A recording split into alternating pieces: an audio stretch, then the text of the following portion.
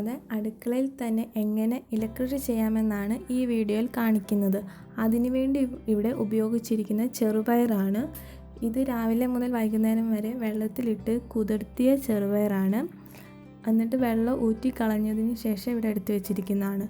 ഇനി നമുക്കിത് 4 ദിവസത്തിനുള്ളിൽ ഇലക്കറി കൂട്ടണമെന്നുണ്ടെങ്കിൽ ആ ചെറുപയർ വെള്ളം ഊറ്റിയതിന് ശേഷം വീണ്ടും രാത്രി മുഴുവൻ വെക്കുകയാണെങ്കിൽ അതും മുളച്ച് കിട്ടും. അതിപ്പോൾ മുളച്ച് കിട്ടുന്ന രീതിയാണ് ഇവിടെ എടുത്തിരിക്കുന്നത്. ഇനി നമുക്ക് ഈ മുളച്ച ചെറുപയർ വെച്ച് എങ്ങനെ കൃഷി ചെയ്യുന്നതെന്ന് നോക്കാം. അതിനുവേണ്ടി ഇവിടെ ഒരു പ്ലാസ്റ്റിക് ബോക്സാണ് എടുത്തിരിക്കുന്നത്. അതിപ്പോൾ ടിഫിൻ ബോക്സാണ് ഞാനിപ്പോൾ എടുത്തിരിക്കുന്നത്. ഇതുപോലെയുള്ള പ്ലാസ്റ്റിക് പാത്രങ്ങളോ സ്റ്റീൽ പാത്രങ്ങളോ എന്ത് വേണമെങ്കിലും നമുക്ക് ഉപയോഗിക്കാം. എന്നിട്ട് അതിലേക്കൊരു ടിഷ്യൂ പേപ്പർ വെക്കുക. 2 ലെയർ ടിഷ്യൂ പേപ്പറാണ് ഇവിടെ ഉപയോഗിച്ചിരിക്കുന്നത്. ഈ ടിഷ്യൂ പേപ്പർ നമ്മൾ മടക്കി പാത്രത്തിൻ്റെ അളവിൽ അതേപോലെ തന്നെ ഫിക്സ് ചെയ്ത് വെക്കുക.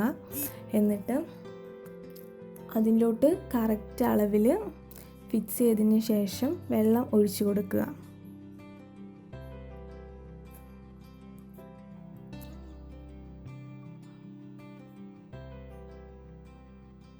അതിലോട്ട് നമ്മൾ വെള്ളം ഒഴിച്ചു കൊടുക്കുക.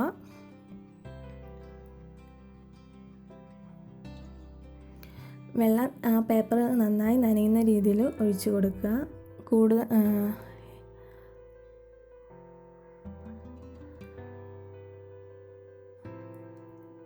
എന്നിട്ട് അതിലോട്ട് നമ്മൾ മുളപ്പിച്ച് വെച്ചേക്കുന്ന പയർ നല്ല തിക്കായിട്ട് നിരത്തിയിട്ട് കൊടുക്കുക.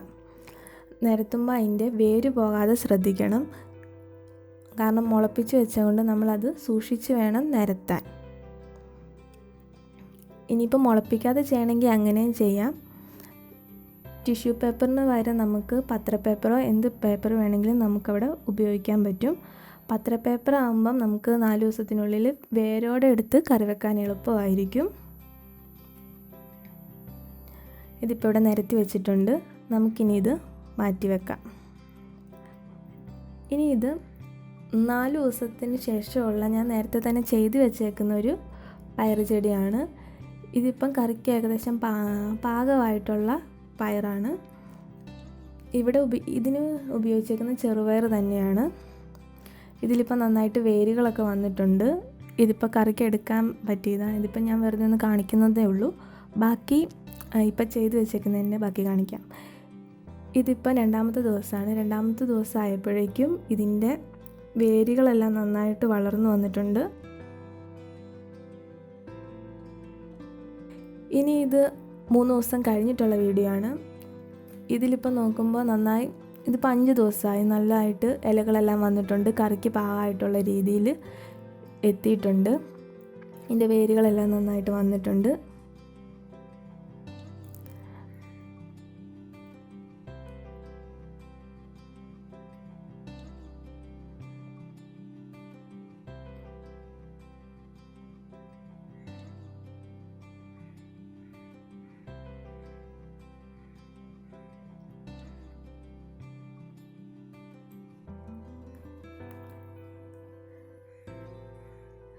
ഇതിന് കറിക്ക് പാകമായിട്ടുള്ള രീതിയിൽ മുറിച്ചെടുക്കാൻ പറ്റിയ പരുവത്തിലായിട്ടുണ്ട്.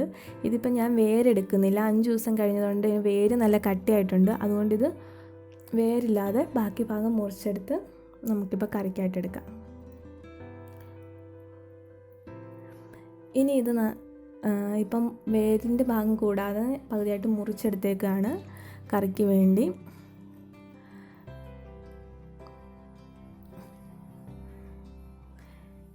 ഇനി നമുക്കിത് അരിഞ്ഞെടുക്കാം. ഇത് നന്നായിട്ട് അരിഞ്ഞെടുത്ത് വെച്ചിട്ടുണ്ട്. ഇനി നമുക്ക് കറിക്ക് ആവശ്യമായിട്ടുള്ള ഇൻഗ്രീഡിയൻസ് ഇതിലോട്ട് ആഡ് ചെയ്ത് കൊടുക്കാം. അതിന് വേണ്ടി ആദ്യം സവോളയാണ് എടുക്കുന്നത്.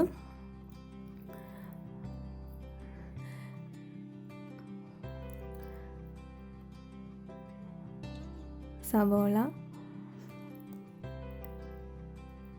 2 അല്ലി വെളുത്തുള്ളി, 2 പച്ചമുളക്, ഉപ്പ് ആവശ്യത്തിന്, മഞ്ഞൾപ്പൊടി 1/4 ടീസ്പൂൺ,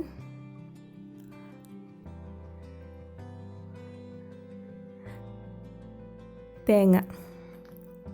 ഇനി ഇത് നന്നായിട്ട് മിക്സ് ചെയ്യുക. തേങ്ങ ചിരണ്ടിയിട്ടതും കൂടെ കൂട്ടിച്ചേർത്ത് നന്നായി മിക്സ് ചെയ്തതിന് ശേഷം നമുക്ക് പാൻ ചൂടാക്കാം. പാൻ ചൂടായതിന് ശേഷം അതിലോട്ട് എണ്ണ ഒഴിക്കുക.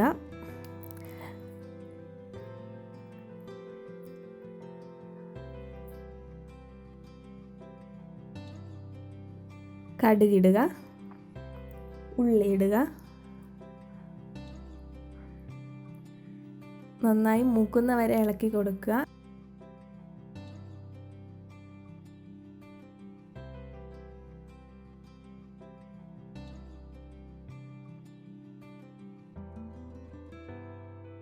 നല്ല ബ്രൗൺ കളറാകുന്ന വരെ ഇളക്കി കൊടുക്കുക. നന്നായി മൂത്തതിന് ശേഷം അതിലോട്ട്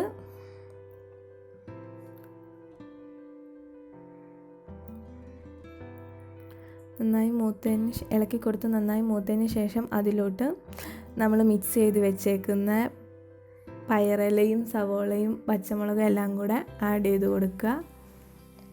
നന്നായി ഇളക്കി മൂടി വെക്കുക. എല്ലാം മിക്സ് ചെയ്ത് കൊടുത്തതിന് ശേഷം നന്നായി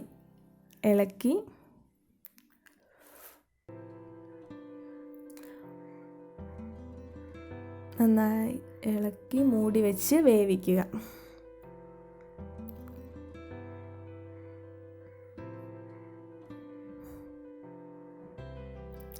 നല്ല ടേസ്റ്റി ആയിട്ടുള്ള പയറ് തോരൻ റെഡി ആയിട്ടുണ്ട് ഇവിടെ.